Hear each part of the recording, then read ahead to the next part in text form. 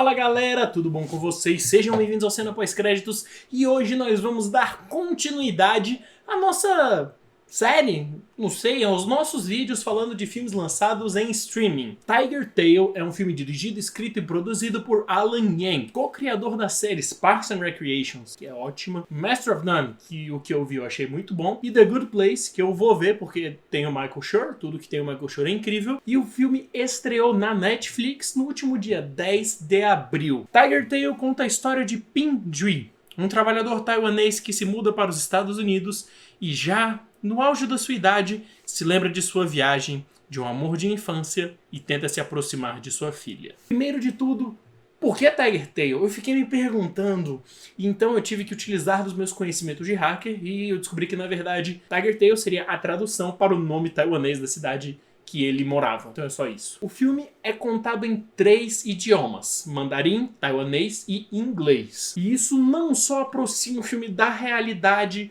do fato de taiwaneses falarem taiwanês, como isso também traz algumas interações muito interessantes. Por exemplo, na primeira sequência do filme, em que nós vemos Pin Jui criança, né, morando com a avó, nós vemos uma discussão entre soldados chineses falando em mandarim e ela falando em taiwanês. Então você já percebe que existe uma certa discussão em relação ao idioma. Mais pra frente no filme, quando nós temos o Pin Jui já um jovem adulto morando com sua mãe, ele conversa com ela falando em mandarim e ela em taiwanês. Isso reforça também o passado desses dois personagens. Mais pra frente, nós percebemos também que ele fala em inglês com a sua filha. Isso não só representa o fato dele ter se mudado para os Estados Unidos e adquirido essa cultura norte-americana, como a sua filha foi criada na mesma mentalidade. A narração do filme é majoritariamente em inglês. A mudança de idioma faz todo o sentido do mundo, é proposital e eu gostei bastante. Nós temos 3 momentos distintos da vida do Pin Jui: sua infância, sua vida de jovem adulto e ele já na sua terceira idade, tentando se reaproximar da sua filha. Ainda que o foco do filme, para mim os seus melhores momentos, os seus momentos de realmente grandeza, sejam nessa terceira etapa de sua vida, o filme vai alternando, mas eu vou chamar de primeiro, segundo e terceiro momentos. O segmento do meio, enquanto ele é um jovem, tem bons momentos, sim, só que o pedaço de filme que aborda a sua infância, apesar de ter um momento chave para a construção de todo o seu arco narrativo, é meio sem graça e só existe para isso. Poderia ter sido apenas um flashback. As outras poucas cenas não precisavam ter existido, ou até mesmo nem precisava ter esse momento para fazer esse gatilho-chave. Poderia ter ignorado isso e partido do pressuposto na segunda fase da vida dele que ele já namorava a Yuan, porque o que é importante dele criança é ele conhecer a Yuan. Isso não é spoiler, tá na primeiros 20 minutos de filme, mais ou menos. Yuan é a sua grande paixão que ele conhece quando criança e namora quando um jovem. A transição entre esses 3 momentos é muito bem feita e você nunca fica confuso. Pra começar porque mudando o ator você já entende, não é? Não é mesmo? Uma criança, um senhor e um cara jovem, mas tudo bem. O design de produção e a fotografia auxiliam na sua orientação. Vou falar um pouquinho da fotografia primeiro. Você pode observar facilmente que a infância tem aquelas cores mais quentes, que ele está descobrindo o amor, a paixão. Quando ele já é um adulto, você percebe que algumas coisas não são tão bonitas assim, e quando ele está na sua terceira idade, a falta de cor, tons mais acinzentados e frios remetem à melancolia que o personagem sente já quando está na terceira idade. Já o design de produção, e especialmente quando o Pin Jui já é um senhor, mostra muito bem a sua personalidade. Muitas vezes ele é mostrado solitário no quadro, centralizado, as cores normalmente mais frias, mais sóbrias, e os objetos, especialmente na sua sala de estar, são muito retos, tem muitas quinas, linhas verticais, linhas horizontais, dá uma sensação de confinamento e ordem.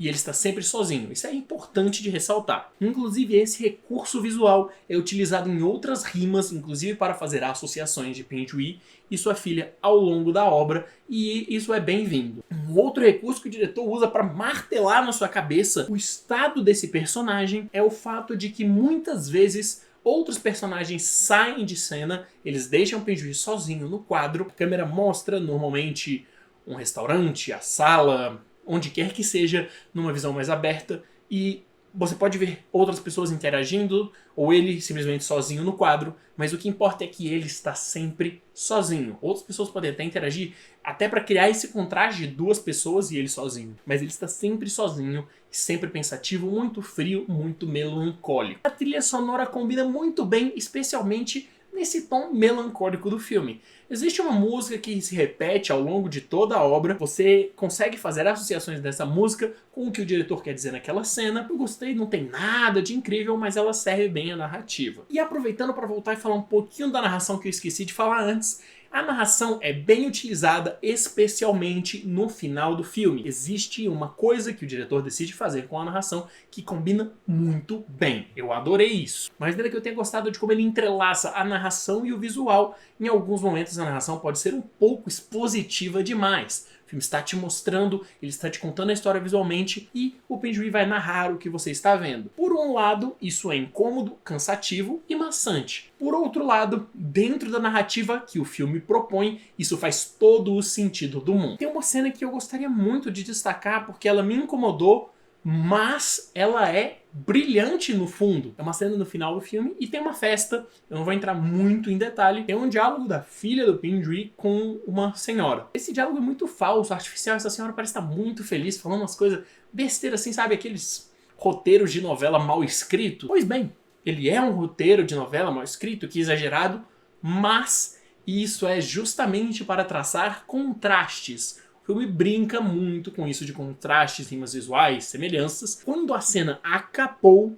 que eu me toquei. Caramba, aquela coisa boba, tosquinha, até mesmo meio infantil, é muito inteligente. O elenco é muito grande, porque nós temos alguns personagens passando em 2 momentos da vida, então eu vou focar só em alguns personagens. O Zima é o Pendry, já senhor. Eu achei a atuação dele robótica no começo, ok, me incomodou bastante, mas de certa forma faz todo sentido pelo personagem que foi construído. Eu gostei da interpretação dele, eu ouvi muita gente falando mal do mandarim dele na internet, né, porque assim, eu não sei mandarim, e dos outros personagens. Parece uma coisa meio caricata, feia, como se alguém que não soubesse mandarim está falando mandarim. Não tenho propriedade para falar disso, mas se você souber mandarim, caramba, deixa aí nos comentários que agora eu fiquei curioso. A Christine Ko é a Angela, a filha dele. Apesar de ter bons momentos, às vezes ela parece muito artificial e aqui não acho que foi proposital. Acho que talvez tenha sido uma falta de direcionamento do Alan Yang. O Hong Xin-li é o Pendry jovem, ele tem excelentes momentos, tanto com a Yuan quanto com a sua mãe, gostei bastante. É mais brincalhão, ele é um grande contraste à sua versão mais velha. Tiger Tail é um filme extremamente sólido. Ele fala muito sobre a questão de mudar hábitos e comportamentos que vêm de décadas. Fala sobre costumes, arrependimentos, escolhas e expectativas que projetamos em outros e outros projetam em nós. Ainda que seja um filme bem certinho, que tudo funcione, eu acho que no quesito emocional ele não me pegou, salvo talvez por um momento. É um filme extremamente sólido porque não tem nada que se aponte e fale, nossa, isso aqui tá uma porcaria. Ele dá umas escorregadinhas, mas afinal de contas, qual filme não dá? Então, tendo que dar uma nota, eu vou dar para Tiger Tail uma nota 7,5. Então é isso, você viu que esse filme estreou na Netflix? Eu não vi ninguém falando, você não conhecia, você ficou curioso para ver, viu e gostou, viu e discorda de mim, deixe a sua opinião aí nos comentários. Se você é novo por aqui e gostou, se inscreva no canal, ligue o sininho e aproveite para conferir os nossos outros vídeos. Segue a gente nas nossas redes sociais, tem um link na descrição também. Muito obrigado, até a próxima e falou!